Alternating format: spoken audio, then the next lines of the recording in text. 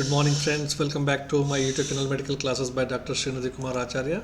Please don't forget to subscribe to my channel and also please give your valuable comments.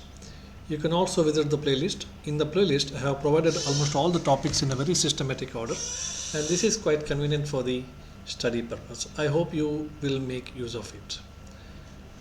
My dear friends, we have been discussing about adolescence and Ayurveda. In the last few classes, we have discussed some of the interesting factors regarding adolescence education, adolescent sexuality, and how the attraction towards the opposite sex during adolescence has been successfully managed by our ancestors by adopting the Ayurveda methods.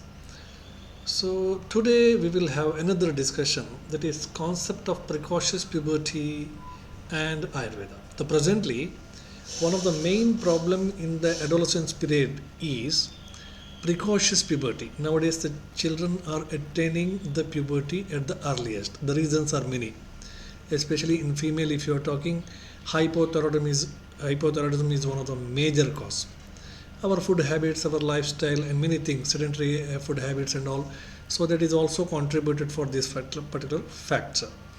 And we have been also taking so many food material which is adulterated, hormonal products, many things are there. It's a multifactorial problem. Now, so today we'll discuss about this concept of precocious puberty and how Ayurveda anticipated this problem and what is the solution in terms of Ayurveda. Now, precocious puberty is one of the emerging problem in the modern society due to the various causes, the likes, as I mentioned already, lifestyle problems, food adulteration, faulty lifestyle, mechanical lifestyle, stress, endocrine disorders, and even endocrine disorders like hypothyroidism, major cause. The abnormal lifestyle, improper feeding habits are the root cause of all the disorders.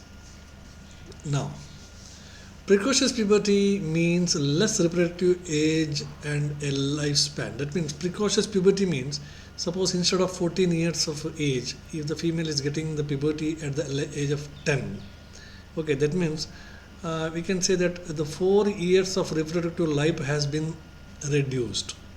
Suppose if she will go to get the menopause at 40 years, so she will going to attain the menopause instead of 40 years in 35 years itself if it is started earlier. This is the major problem. Reproductive life will be reduced. So now Dallana, the commentator of Sushruta Samhita in 35th chapter of Sutrasthana, give a very important shloka. 35th chapter of Sutrasthana, Sushruta Samhita. This shloka actually gives a clue about the precocious puberty. So he says that precocious puberty, which develops the early puberty where the early secondary sexual characteristics of adolescence has been emerged. And he says that those who have less, that means those who have attained the puberty earlier, and they will have the shorter lifespan. They will have the shorter lifespan. Now, when he says a shorter lifespan, he may be shorter reproductive lifespan. That's what I'm telling. Instead of 40 years, she may get menopause at 35 years. Or instead of 45 years, she may get it at 40 years. So this is possible. This is possible. This is very clearly told by Dallana. If it is started earlier, definitely it will going to end also earlier. So the shloka which is given by him, Vyanjanadi Shubha Vidya Medha Dhanam Yashaha Alpe Vayasi Yasya Etat Nacha Jivat Chiram Naraha. So anything which is attained at the earlier will also going to vanish at the earliest. This is the principle. So he says that if Vidya, one who got very, that means very Jnanavan Admi, Vidwan Admi is there, scholarly person is there. So he attended the Vidya. That means he learned all the Vidyas in a very short span of time. He also has got shorter lifespan. We got many live example for this. For example, Vivekananda ji. So shorter lifespan. Similarly, Adi Shankar Acharya. So they are extraordinary brilliant people, but unfortunately they have got very short lifespan. Similarly, Vidya, Medha, extraordinary brilliancy, so they will also have shorter lifespan. Dhanam, those who have got very rich in the very early part of the life itself. That means they got all the success, they earn the money before 30th year itself. Okay, so they will also have shorter lifespan, yasha. And so these are, that means one who got yasha, dhana, medha, vidya, and also vyanjanadi. Vyanjanadi refers to secondary sexual characters. So those who are getting secondary sexual characters featured at the earliest, those who are getting the shubha and vidya, medha, dhana, and yasha in their lifespan at the earliest part, okay, very in a very short span. So they will have the Shadnacha Jeevet Chiram Naraha. They will definitely have shorter lifespan. So this is told by Dallana commenting on Sushruta. So he further says, those who earn wealth in the early age, knowledge in the early age, tremendous knowledge in the early age, name and fame and prosperity in the early age will have small lifespan. Small in the sense shorter lifespan. Similarly, those who develop the puberty in the early stage do also have short lifespan. Here, in case related to puberty, it may be shorter reproductive lifespan. Now coming to the next concept of Brahmacharya and its utility in adolescence. Brahmacharya has been misunderstood to the many things because Ahara Nidra Brahmacharya considered as a Trayopasthambhas. Okay, so we need to maintain these three things. Ahara, your food habits, lifestyle should be proper, sleep should be proper, then Brahmacharya. So Brahmacharya is not strictly related to sexual avoidance. Brahmachari is the one who is selected in the ashrama for the study purpose. Now once he has selected as a Brahmachari, so he has got certain rules and regulation. What is that rules and regulation? Yes, he has to get up early in the morning. After getting up early in the morning, he has to take the bath. Then he has to do some certain religious activities. Then he has to do study for a particular time. Then he has to do some work. Then he has to do some Guru Seva. Then he has to go to the routine work of the ashrama. Then again there will be a study. Then again there will be a leisure period. And he has to take the limited amount of the food. He has to take the food according to the days like Ekadashi, etc. Okay, and he has to sleep in a right time. He has to wake up in the right time. So a strict regimen will be followed. Okay, the lifestyle regimen will be followed for a brahmachari when he is studying in the ashrama.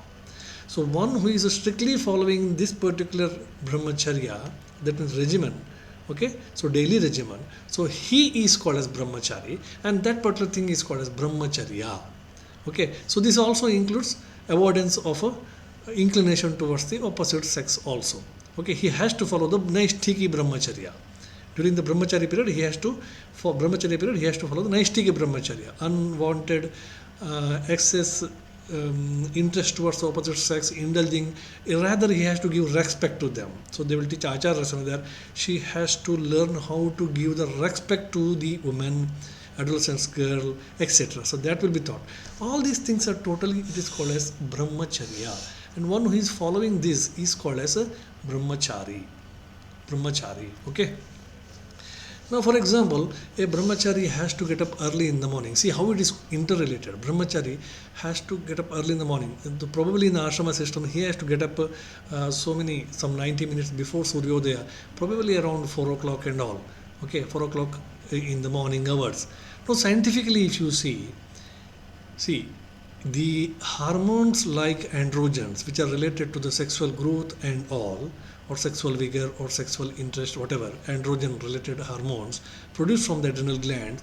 So most of these hormones are produced in deep sleep in the early morning hours, especially related to, even it is true for the growth hormone, it is also in the deep sleep, but especially the androgens, so they are produced in the late part of the night, probably in the early part of the morning when the person is in deep sleep.